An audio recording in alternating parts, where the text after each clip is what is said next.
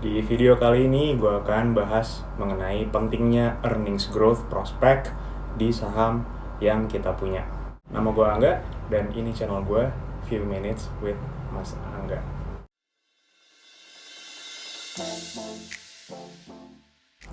Halo guys, masih di edisi kenalin saham perusahaan lo. Kali ini gue akan jelasin tentang pentingnya earnings growth di saham yang kita punya. Dan tentunya kalau kita tahu prospek earnings growth atau prospek pertumbuhan laba dari saham yang kita punya, kita akan tahu kualitas saham tersebut. Jadi, tahu valuasi saham yang kita punya aja tuh nggak cukup guys. Kita juga harus tahu earnings growth prospek dari perusahaan tersebut. Karena ini akan nentuin apakah kita akan cuan dari saham tersebut atau enggak. Ingat di video gue sebelumnya, gue jelasin tentang metrik valuasi, yaitu PE ratio atau price to earnings. Kan rumusnya dari PE adalah price atau harga saham dibagi earnings atau laba bersih per lembar saham. Jadi karena earnings ini ada di bagian penyebut, kalau earnings ini makin naik jumlahnya atau makin meningkat, valuasi PE-nya akan jadi lebih murah dan akan membuat saham tersebut lebih atraktif. Kalau dari pengalaman gue di industri pasar modal, analis saham itu biasanya pakai metrik forward price to earnings ratio atau forward PE. Jadi maksudnya apa? Rasio PE di sini yaitu jadi price dibagi future earnings atau prospek laba bersih di masa depan. Sekali lagi, makin tinggi future earnings atau prospek laba bersih di masa depan, makin murah valuasi forward PE-nya, makin atraktif saham tersebut di mata investor. Terus dari mana kita tahu prospek earnings growth sebuah perusahaan? Yuk kita bedah dulu. Nah, angka earnings dari sebuah perusahaan itu bisa kita dapat dari laporan keuangannya. Simpelnya sih, earnings itu sama dengan total pendapatan atau revenue dikurangi dengan total pengeluaran atau biaya-biaya atau expenses. Nah, jadi dari rumus ini kita tahu kalau yang bikin earnings sebuah perusahaan itu naik adalah either pendapatannya naik atau biayanya yang turun. Atau kalau bisa dua-duanya, pendapatan naik dan turunnya biaya, itu bagus banget.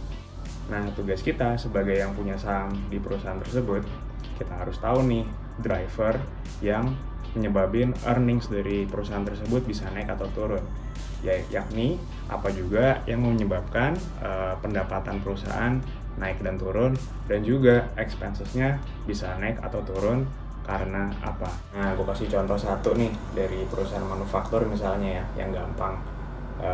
Misalnya semen gitu ya. Jadi kita punya saham di perusahaan yang dapetin earnings-nya dari produksi dan juga menjual semen. Nah, kita harus tahu nih si perusahaan semen ini apa sih yang bisa nyebabin pendapatan yang naik atau turun, dan juga apa sih yang bisa nyebabin expenses-nya naik atau turun. Dalam hal perusahaan semen yang bisa nyebabin pendapatan yang naik ya kan ya antara lain misalnya harga semennya itu sendiri di pasaran dan juga permintaan dari semen itu. Harga semen kan pastinya ya tercipta dari dinamika supply demand dari semen itu sendiri. Ya kalau misalnya pembangunan perumahan atau infrastruktur lagi kencang-kencangnya, tentunya permintaannya meningkat, harganya pun bisa ikut meningkat. Sebaliknya pun gitu. Kalau permintaan semen lagi nurun, ya otomatis harganya juga bisa turun atau paling enggak susah naik. Yang bisa mempengaruhi pendapatan perusahaan semen yang kedua selain harga adalah quantity. Nah, ini kan ditentukan juga oleh kapasitas produksi si perusahaan semen ini. Dia bisa memproduksi semen berapa ton misalnya, bisa nggak memenuhi kebutuhan semen di marketnya gitu loh. Kalau misalnya kapasitasnya cuma setengah dari kebutuhan semen di marketnya, ya otomatis ya pendapatannya dia akan terbatas sesuai dengan kapasitas si perusahaan semen ini. Itu baru satu contoh dari perusahaan manufaktur semen. Contoh lain dari perusahaan jasa ya, misalnya dari perusahaan transportasi yang gampang deh ya, misalnya perusahaan taksi gitu ya. Ya pendapatannya perusahaan taksi ini kan tergantung dari seberapa sering sih frekuensi orang-orang bepergian memakai taksi, misalnya ke kantor, ke sekolah, rekreasi, dan lain sebagainya gitu loh.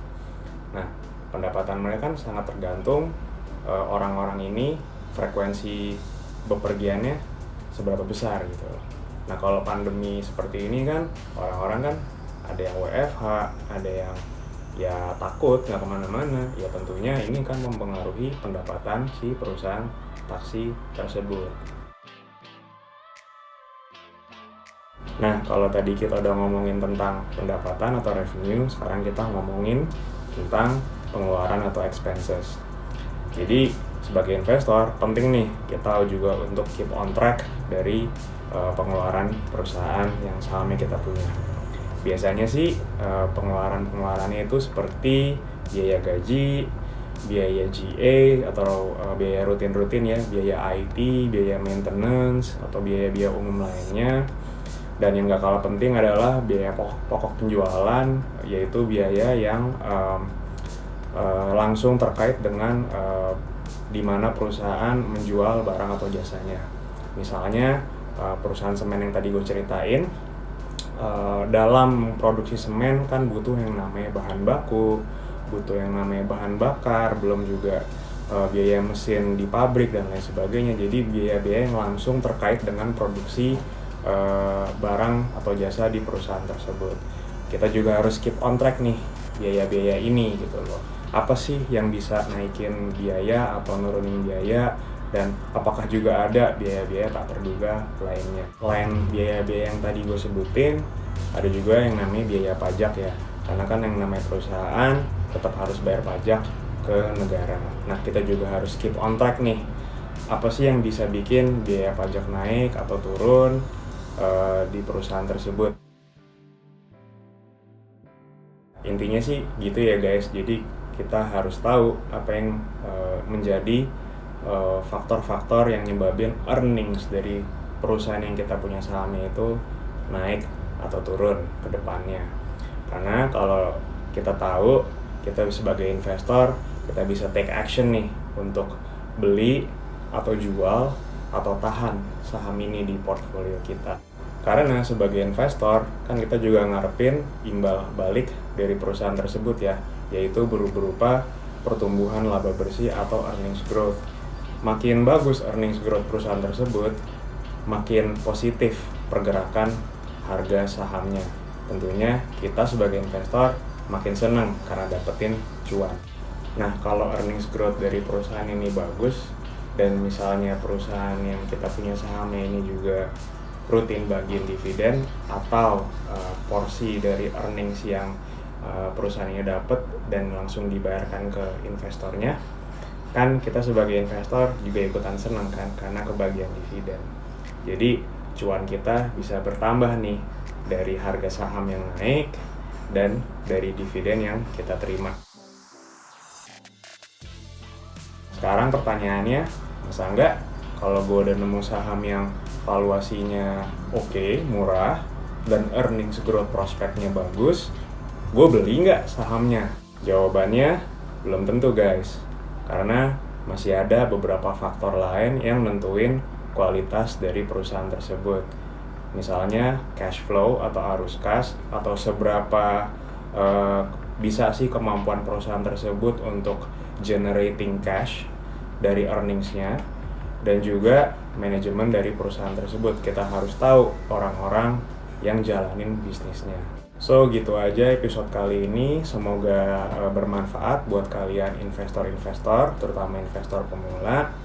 Jangan lupa untuk nonton video-video Mas Angga yang lainnya, dan sampai jumpa di episode berikutnya. Salam investasi.